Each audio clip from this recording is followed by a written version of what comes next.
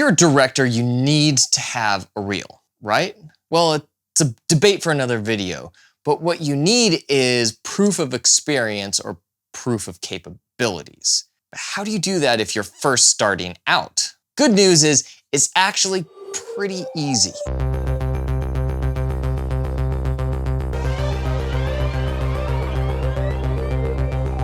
Whether having a director's reel or not might be a debatable topic, but I want to focus on two things in this video. One is reframing the purpose of a reel or portfolio, and two, how to build that reel or portfolio without any experience. None.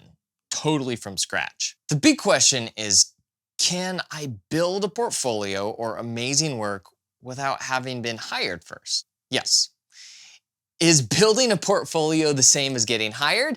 No, not necessarily. The distinction here is that I want to show you how you can prove to a potential client or employer that you have what it takes to deliver as a director. Show that you know how to do the work. There are some prerequisites or required equipment you will need to make all of this possible. Like a camera and editing software. That's about it. It's really not that hard. As I've listed a few options for you down below in the description to help get you started if you're not sure where to start. So the purpose of a reel. I'm not sure how important having a reel is today. It's a bunch of pretty pictures and fancy edits, and it doesn't necessarily get you a job. People want to know that you can handle the demands of a project and that you have the skills to get the job done.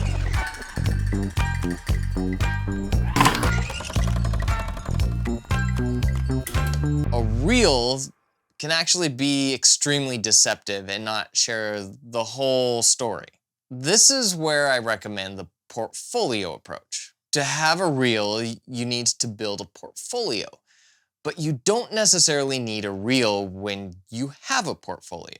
A portfolio is basically a collection of the work you have done, compiled in a way that can be easily presented to potential clients or employers. It's your body of work. The purpose of a portfolio or body of work is to get more work. If it is just to show off what you have done in the past, then go ahead, feed your ego. But it might not get you very far career-wise. So the end goal is to get work, right? Then you have to start building your portfolio.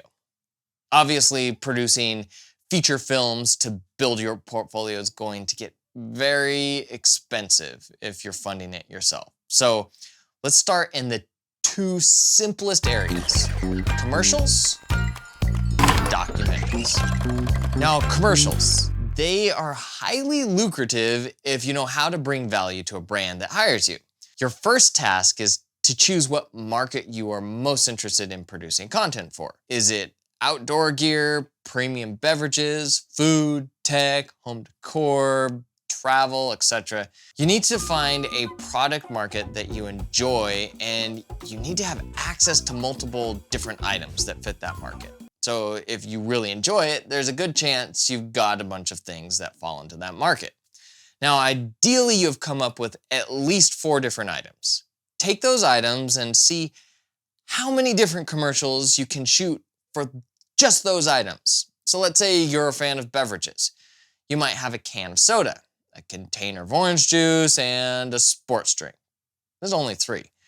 What if you came up with 3 different commercials for each one of those items? They could be completely absent of talent and still be incredibly good. Now, shoot those commercials as spec commercials, or you can try removing the branding and logos and shoot them as kind of blank slate commercials.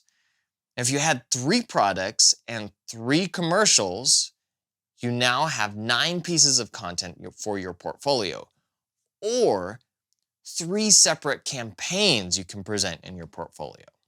Now, if you don't think they turned out very good, that's a likelihood, then just reshoot them. It's a can of soda. The beauty of this process is that you don't need a huge budget to create compelling content. So documentaries are another area that takes a bit more time, but a great way to build a portfolio. Build your skills and even land you some work. And I know this from experience. Choose someone you find interesting. Someone that would be open to having a documentary made about them. Choose an object or location that you find compelling, that you want to learn more about. Choose between the two. As you make your documentary, you'll learn two of many very important things. One, how to craft a story, and two, how to speak to people on set. This is great practice for when you start talking to actors when you're making your movie. Now, making a documentary puts you in a great position to land some corporate clients or even some local businesses that might want a documentary made for their business. Documentaries also have a tendency to lean heavily on similar structures. So it's a great opportunity to do something unique, totally off the wall, something that's different, and you'll stand out. Another tendency with documentaries is that the conversations kind of go all over the place and talk about a lot of things. The advantage is you can take all of that content and break it up into multiple pieces, and you have a huge campaign of great content for your portfolio. So with some creative thinking and hard work, you don't need to be trapped in the cycle of you need to be hired to create work and you can't create work unless you are hired. Make opportunities for yourself and put in the work. Don't wait for someone else to give you permission. Give yourself permission. All right, so you're making commercials, documentaries, building your portfolio. I want to see some of your stuff. So make your commercials or documentaries, post it on any platform. This will help you get exposure like YouTube, Facebook, Twitter, Instagram, TikTok, sure.